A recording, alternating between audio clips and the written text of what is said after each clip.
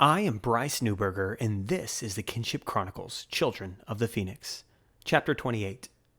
Grexus sat behind his large desk, playing with an arcane artifact, when the large man walked through the door. The figure stood at least a head taller than the door, and his bulk filled the entire frame and then some. It was Tufel, the head battle magistrate of the Mages Guild. His traditional beastman's skin was a shade of green so dark it was almost brown like a rotten olive. His flesh was also covered in dark red tattoos that depict sacrilegious writing in his race's native language.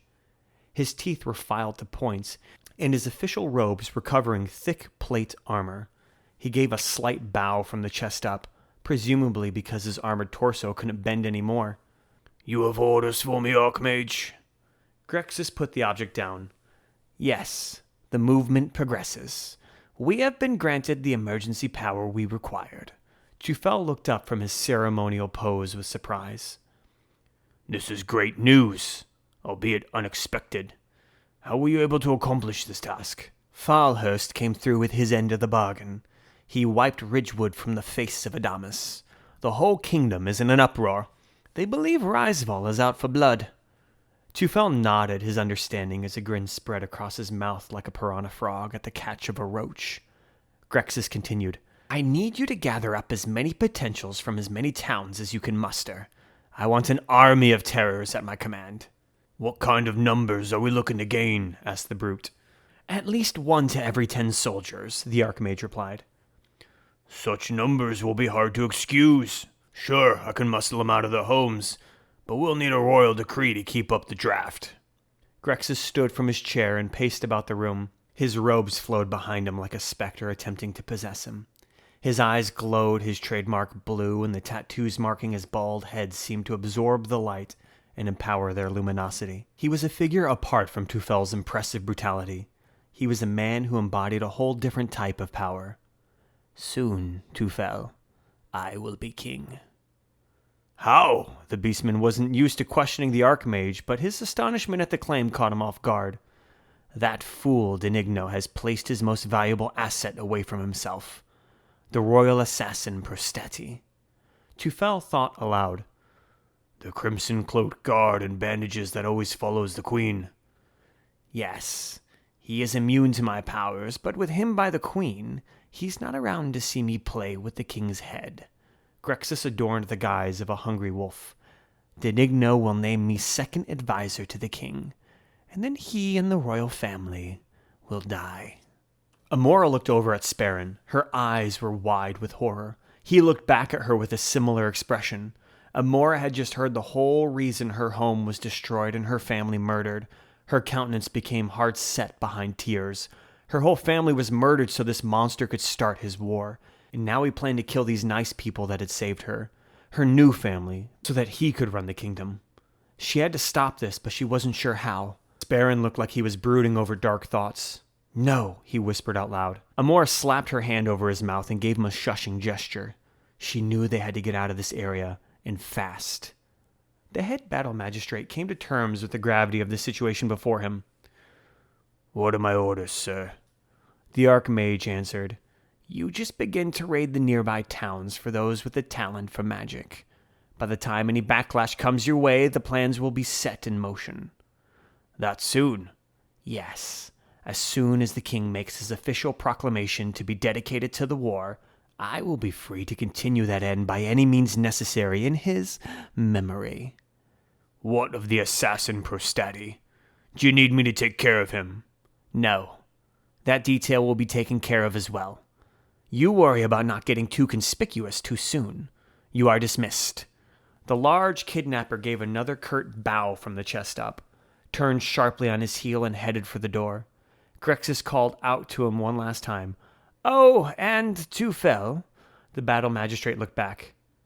"As always, do not fail me, or you will wind up the head battle terror."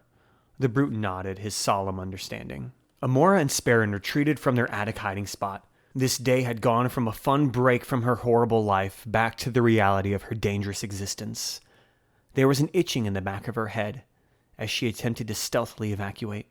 Her hand shot to her skull, and she was forced to brace herself against Sparren as he tried not to fall.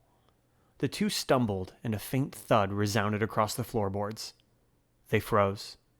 She would have thought her blood had ceased to flow from how still she was if it weren't for her heart beating like a rabbit caught by the ears looking at a hunter. After a few seconds of stillness, Amora decided she better look back through the floorboards to make sure the Archmage wasn't onto them. She knelt down and placed her eyeball between the two cracks. She saw another eyeball looking right back at her. It was glowing an ethereal blue. Her brain heard a voice call out inside it. "Who's there?" She jumped back and screamed. Sparren screamed as well. "Run!" he shouted as he rushed to the broom closet hatch.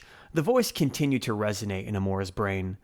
"Who's there? Where are you? I will find you. The game is up.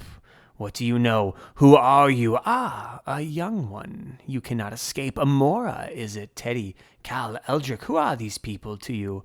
Ah, they are dead.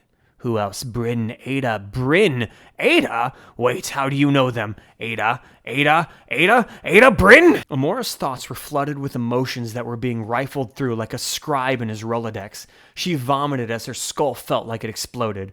The voice continued to question, "Who are you? Who are you? Who are you?" As she witnessed her breakfast in the morning her father was taken by Captain Bird, she saw the night before as she walked through the door bloodied from her confrontation with Ox. Her mind raced back. Now she was camping with her father. Further back, she was playing with Eldrich as they were toddlers. Even further now, she was being held while wrapped in swaddling blankets. This voice came to an accusatory realization. "You are their spawn!" "No!" She heard her own voice silence the incessant babbling of the other. "I am their daughter!" She was yelling both internally and externally. Below her, in the antechamber of the Archmage, she heard a loud sound as if a body had collapsed and crashed into something. She didn't bother to look. The two children exited the closet and ran to their respective rooms where they remained for the rest of the night with locked doors. When the Queen came to see Amora, she looked disturbed. "Are you all right, young one?" she asked. Amora thought for a moment, then spoke to the Queen for the first time. "No! The Archmage is planning on killing everyone!" she cried. The Queen shook her head. "Sparren was telling me the same story. Do not worry, I had the King talk with Archmage Grexis. Nothing is wrong." She brought the blanket over Amora. "I don't know what you two heard, but this is why you two shouldn't have been spying on the Archmagister in the first place. He deals with many difficult matters. You can't hope to understand the things he talks about. I, myself, have a hard time keeping up with his dialogue at times." Amora looked over the Queen's shoulder to see the goggled mummy man in a red cloak. "You have to stop him," she said to Prostati. The figure didn't seem to register he was being talked to. Queen Santuosa shushed her in a cooing motherly way. "You are safe here. You have been through a traumatic experience, but wait and see that we can keep the bad things out." She gave Amora a kiss on the forehead. "It's good to hear you talk. You have a beautiful voice." Amora wasn't sure what to do. This Grexis had total control of the situation and no one would believe her. Amora did what any 7-year-old would do while confronted with an impossible situation. She shoved her head under the covers and willed the night to pass by as quick as possible. To her, as long as she was under the covers, nothing bad could happen. But Amora was wrong. Very wrong. Thank you for listening. I'm Bryce Newberger, and this has been the Kinship Chronicles, Children of the Phoenix. If you enjoyed what you heard and you'd like to purchase the full book, then either look up New Books on the Google Play bookstore, NEU Books, or simply click the link in the description. The book is only $5, and I appreciate your support.